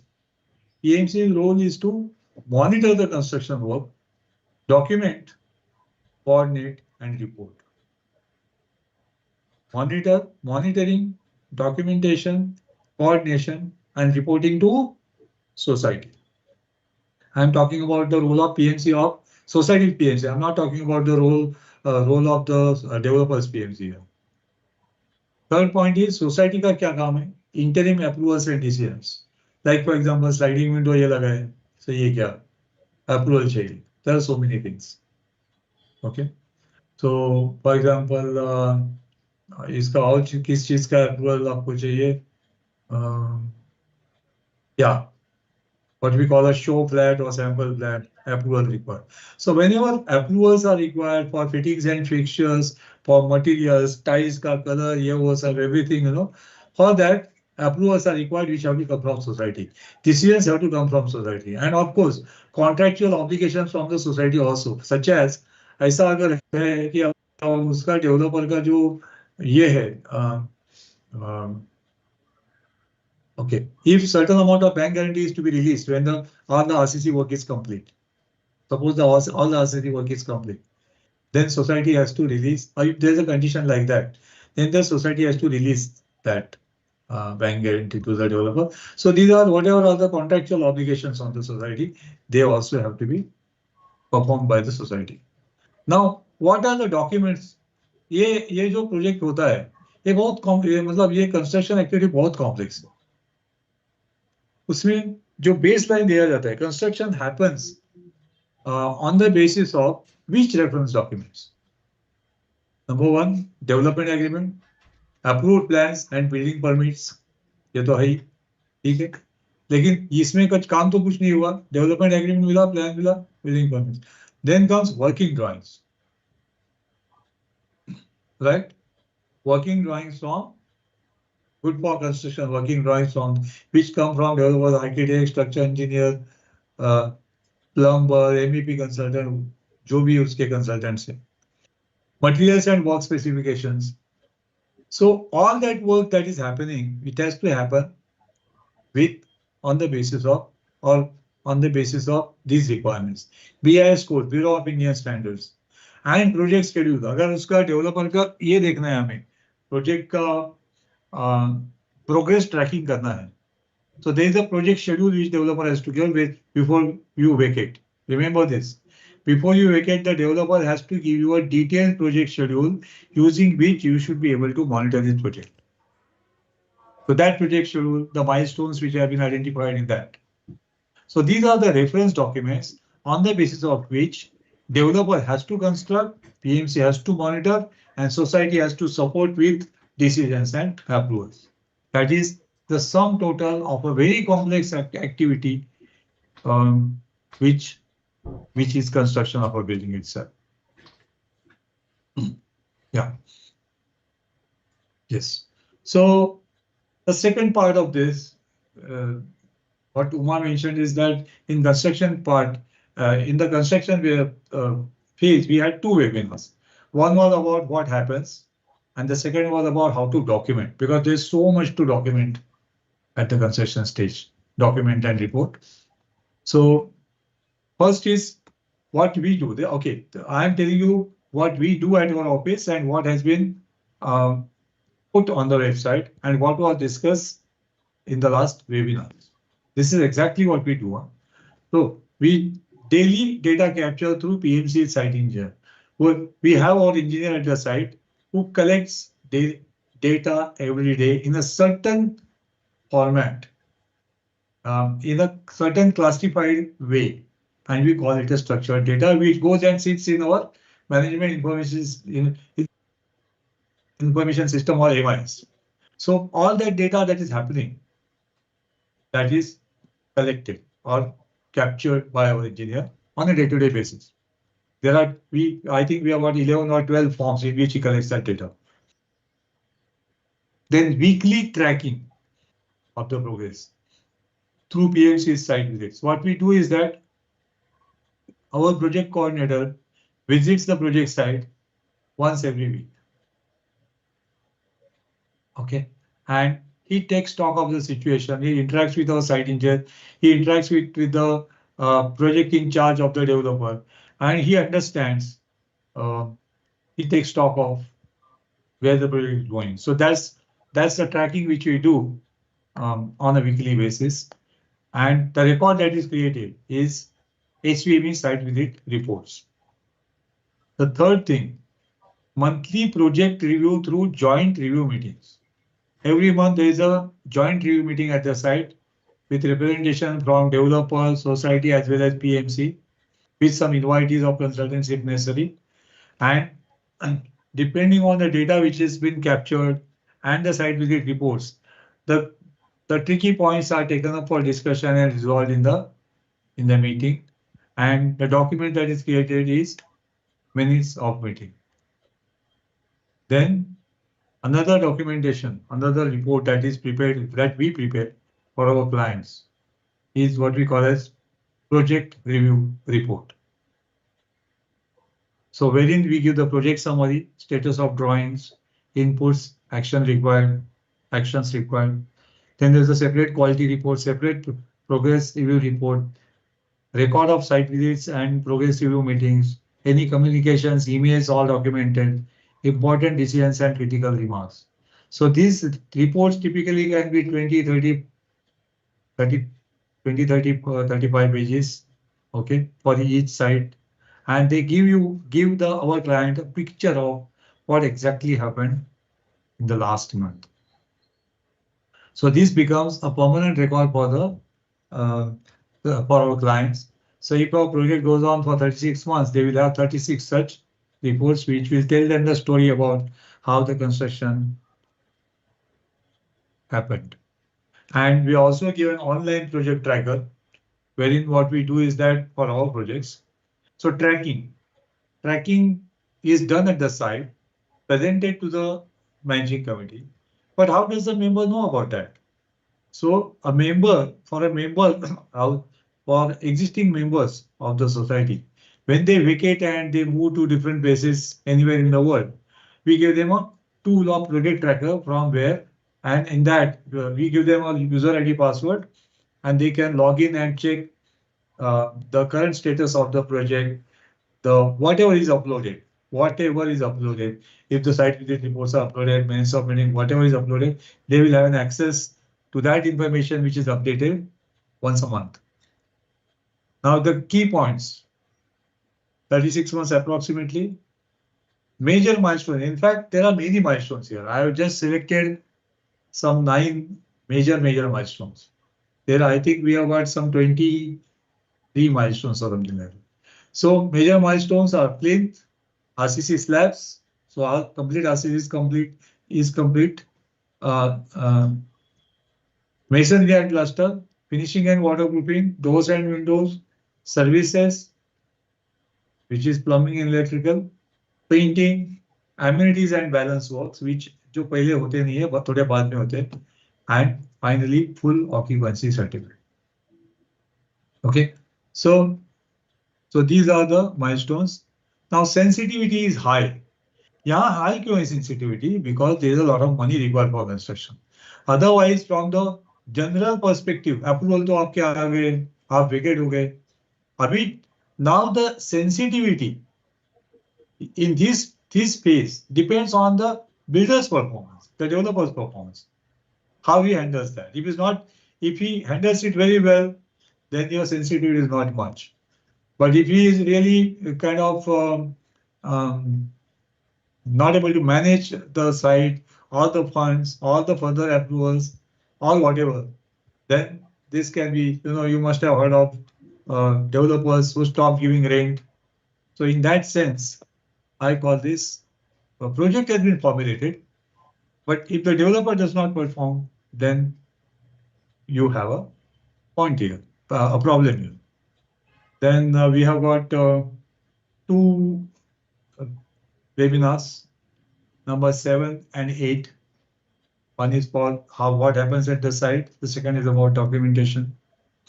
Now let's come to the final phase, repossession. That's coming back, which is also called HOTO. HOTO is HOTO, handing over, taking over. So developer is handing over the new building to you, and the society is taking over the new building from the developer.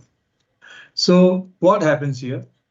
Again, there is so much documentation in this, lots of documents. In fact, one very important point about this phase is this: the actual repossession, when the developer gives you the क्या होता है, general notion is OC आ गया, developer notice दे देता है, and you start coming. It is actually a wrong method. OC आ गया doesn't mean your building is fully complete.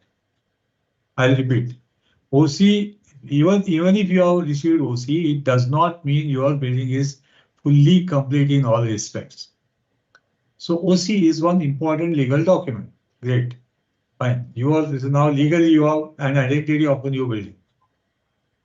But there are still many things which may be there, which need to be attended to. Okay.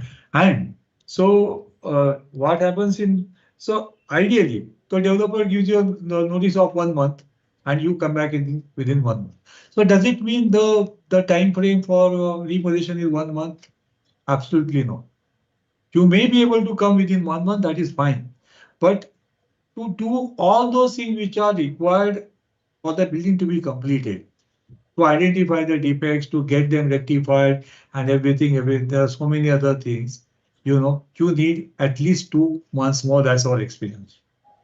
So, and in our projects, unless all that checking, rectification is done, then we do not advise our clients to take possession, even if OC has been received. All right. So let's say how this goes. So I would say that the time frame for comprehensive time frame for the repossession phase would be 3 to 4 months, out of which 1 month is for actual repossession, 2 to 3 months are for preparing the building for repossession. So preparations, checking and rectification, उसमें से वो PMC check करेगा builder के sorry members के flats and then external common areas and services, amenities and equipment. And once he checks each and every flat and a checklist is prepared and a defect, what is called a snag list, which is a defect list is prepared. And then it is given to the developer. Then the rectification is carried out by the developer. Like that, your defects have to be rectified first, right? So this is the how you have to prepare for photo. And how does photo actually happen? पहले हो जाता है member खुद के flat और car parks ले लेते हैं. The second part is virtual completion of work, meaning not only your flats and car parks, but the project. Then the third point is demo of equipment. आपकी lift है, passenger lift है, car lift है, कहीं कोई जगह पे stretcher lift हो सकती है. Then parking systems, there's a puzzle parking or say tower parking, whatever. So demo of such equipment is required. Or say there is a generator set, uska bhi demo chahiye. So all this without demo of that equipment, you cannot move in. If you don't know how the car parking system works, you cannot park your car. So this demo is important.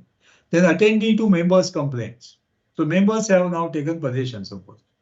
So this is also a part of handing over, taking over, which is that even after everything has been checked and handed over, still small things can be there, small points which the particular member who's come to stay in the flat, I mean your existing member, he may have certain complaint. So that those complaints have to be addressed by the developer, and fulfilling contractual requirements such as releasing bank guarantee, etc., and project closure.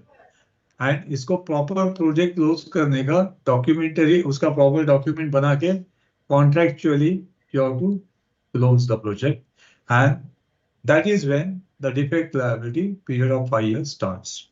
So which are the photo documents? I think there was a question yesterday.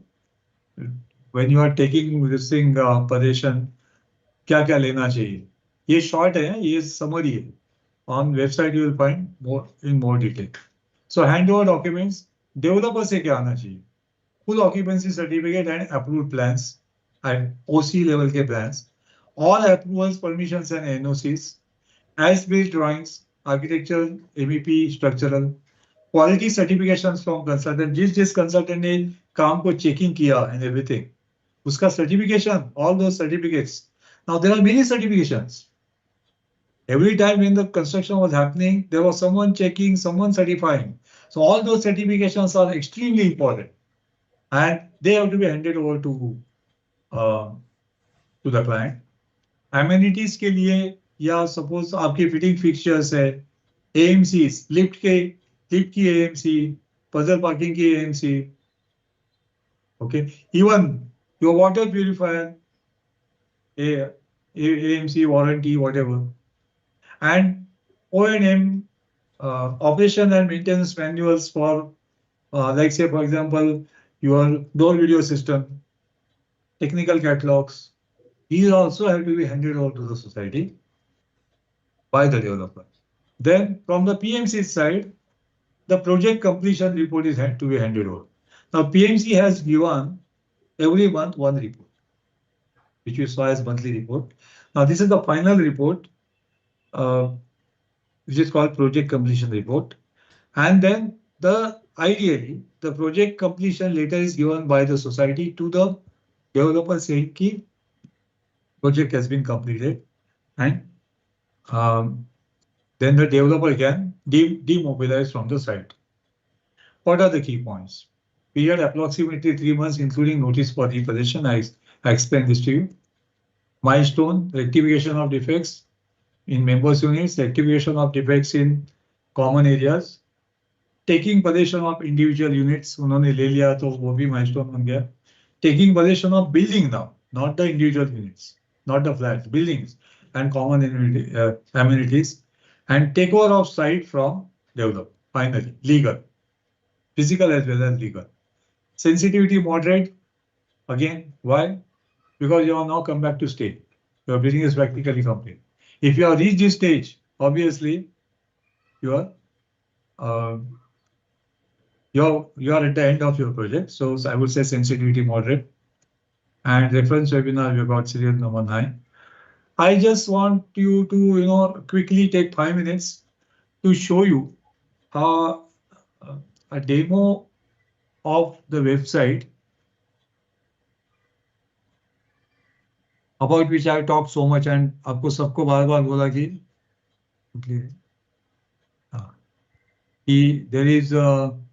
there are not many things on the website, etc., and of course on YouTube channel. So I'll just say this is the home page, www.redevelopment.info. I'll describe very briefly about the content, not everything. I don't have time for that. So on the home page, you can see here that there are phase-wise journey. There are five phases identified, and then there is what's new and such announcement sections, right? Then there are notes on the home page here. How to get the most of the website here, for example. Here on right hand side, you see a list of our webinars, right hand bottom here. And on top, you have the control tabs here.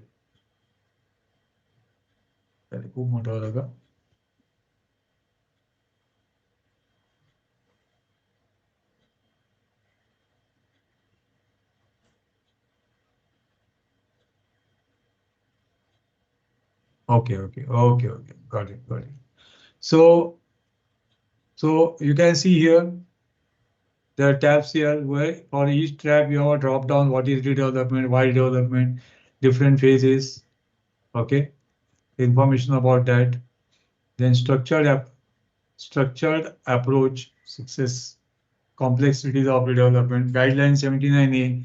Now, up to feasibility report, I told you the very important guidelines. A lot of people हमसे लेके use करते हैं. Structural audit, statutory requirement कैसे करते हैं, why structural audit, non-destructive testing, etc. And finally, in this help, you get help and contact us. What you can see here in the help, FAQs which are going to upload in about 10 days time. Summary notes have been distributed to people who are already on the group. For phase-wise summary groups we have distributed. Now they are also available on the website. It is summary notes for all phases, right? And that's how it is. Now this is the home page. Now if you want to go to a particular phase, which phase I don't know, where should I go? Let's say pre-construction. I scared you with this phase, no, so let us go there. So pre-construction phase, which I said is very complex and very extremely sensitive. Right.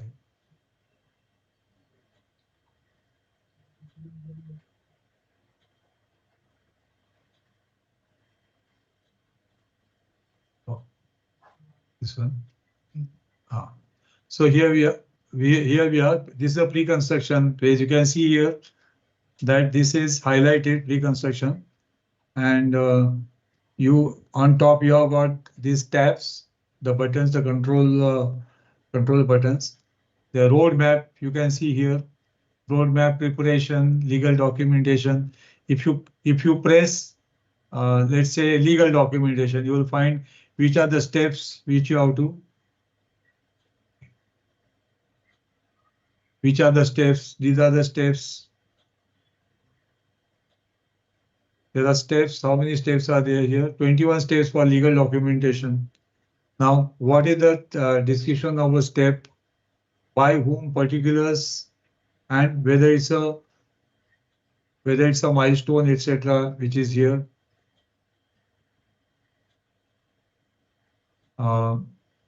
Like that, milestones, records, guideposts, do's and don'ts. So this is the website. You can access this from anywhere and start using it for your own project. So now let me go back to see if there's anything to be shared with you.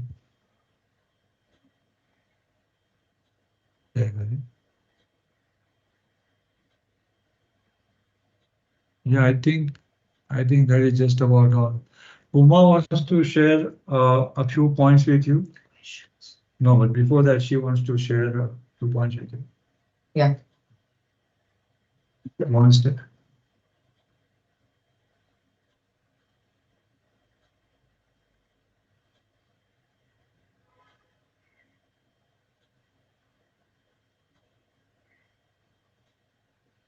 Yes, thank you very much. The one-liner of this webinar, according to me, is that we don't have control over the external factors which can possibly affect our project adversely. But what we can have control about is having a defined roadmap and structured approach. And where do we find this structured approach and step-by-step guide and roadmap? It's on our website, www.redevelopment.info. Now, before we start the technical question answer session, we will address some of the general queries and requests we have received. As you all know, and it was discussed some time back also, that guideline 79A stress upon the transparency part. And it is stated there that every society which goes for redevelopment should have its own website on which information will be given to the members. So we have got some queries about developing this such kind of websites. And yes, we have all the know-how to develop such websites for societies. So if there are any such requirements, societies can contact us and we at Technoesis will get the websites developed for them. Another query is about our online project tracker, which many people have found quite useful. As Mr. Dhargalkar stated some time back, after vacating the flat, the members are scattered anywhere and they have no clue what is happening at the construction site. But they surely want to know and they have a right to know about it. So what can be done is this project tracker which we have, even if you have your own PMC who may be working in his own way, but you can give us certain data on monthly basis and we can track the progress of your project, and we can give one login credential, username, password to the society, which society can share with the members, and the members sitting anywhere in the world can access and find out about their progress on monthly basis. They will have access to the progress reports, the various reports which were discussed some time back. So this is one thing that can be done. In addition to this, see, this project tracker is from construction stage onwards. It can track the project from construction phase onwards. But if anybody wants to know the progress right from the beginning, then also we can have that kind of arrangement. In that case, you can appoint us as a process monitoring consultant instead of project management consultant, and the entire process can be monitored on the basis of what is specified on our website. We have a full scale demo available of our project tracker on our corporate website, www.technoesis.co.in. You can visit it for more information. Next query was about consultation for a specific phase or specific issue that society is facing, or a peculiar situation of that particular society. Yes, we are open to this idea as well. And if there is any such query, again, society can contact us. But this will be a online consultation on whatever subject it is required.